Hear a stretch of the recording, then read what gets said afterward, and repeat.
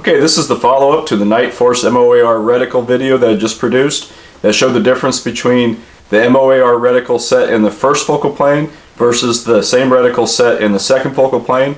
Before we start talking about pros and cons and what I would recommend, let's take a couple of minutes to go over why they work the way they do and how they work the way they do. Okay, first of all, on these two Nightforce scopes, this one is the F1, this is the second focal plane ATACR. As far as turrets, it doesn't matter at all which one is which. They both dial the same way. It doesn't matter what power you're on. You can always dial the scope to the exact value that the scope is calibrated for. So these scopes are both minute of angle. Each click is worth 1/4 of a minute. It will always be 1/4 of a minute no matter what power you're on either scope. Okay, what makes a first focal plane scope and a second focal plane scope different is the placement of the reticle in the scope in relation to the magnifying lenses of that scope. So on this F1, which is a first focal plane design, the reticle is right up here in front of the erector tube. So all the magnifying lenses of the scope are back here.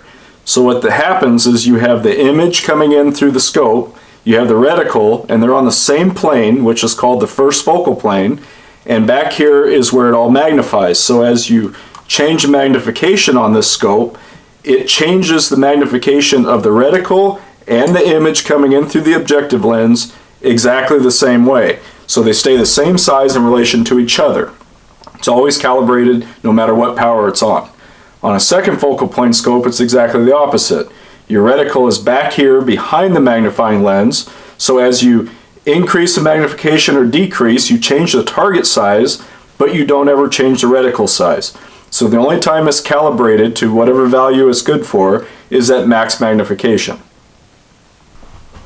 Now what makes that important is if you want to use the reticle stadia to hold over or hold into wind or bracket a target to either determine its size or its distance. So on a second focal plane scope, you need to be on its max magnification or whatever magnification the scope is calibrated for.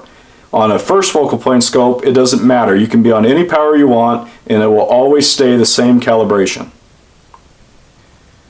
Okay, so what do you think? Which one's right for you? Well, I can tell you which one's right for me. From a long-range hunting perspective, the way I hunt, it wouldn't matter at all to me which one of these scopes I used. First focal plane, second focal plane, doesn't matter at all. The way I hunt is I'm a long-range ambush hunter, meaning I carry my gun in a pack, I climb or drop down into an area I want to hunt in, and I set up in an ambush, much like a stand hunter. So when the animal comes out, I'm already on max magnification. I have a lot of experience behind the gun. I don't have to dial my magnification down to find targets. I know how to point my body right at the target and point the gun and get my natural point of aim, and I just fall in on the reticle. I don't have a problem with that. My kids, on the other hand, they sometimes have to dial back to find the target, but I've trained them that they come all the way back up after they find the target. So from a long-range hunting perspective, neither one of them, I'd use either one of these scopes. Wouldn't bother me at all. If you ever want to get into tactical match shooting like PRS style events, I would highly recommend you get a first focal plane scope. The advantage to having a calibrated reticle at any magnification is too big to ignore, especially if you want to be competitive. If you get into a stage where you can't use your turrets to dial because that's the rule, or you get into multiple targets under a real tight time frame that you have to go from distance to distance. In other words, you might have a target at 300, one to 500, one to 400, one to 600, and you have a variable wind the entire time and 2 minutes to shoot. You don't want to be constrained with just being on one power that whole time. If you need to dial back to find a target, if you get blown out by the recoil and have to get back on the target, you want to be able to just move that power wherever it goes. If you don't want to have to think about anything other than breathing and pushing the trigger straight back. So for a tactical gun, or if you're going to shoot any kind of competition like that, and maybe even hunt with it, then I would definitely recommend a first focal plane scope. I would keep an eye on what kind of reticle it has in it, and how thick that reticle is at the max magnification.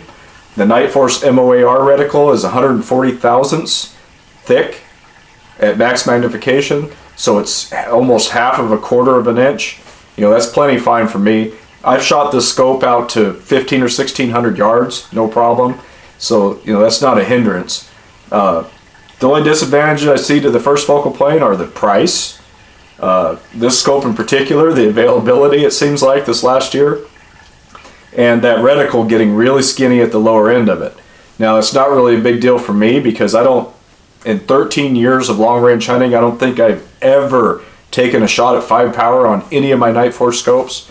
So, you know, the odds of this scope ever being dialed down below about 10 power are almost nil. So, you know, it's not really a disadvantage. So, you know, that's kind of my take on it. Go ahead and blow the comment section up if you want. I won't take it personal. Thanks for watching my videos. I'll see you next time.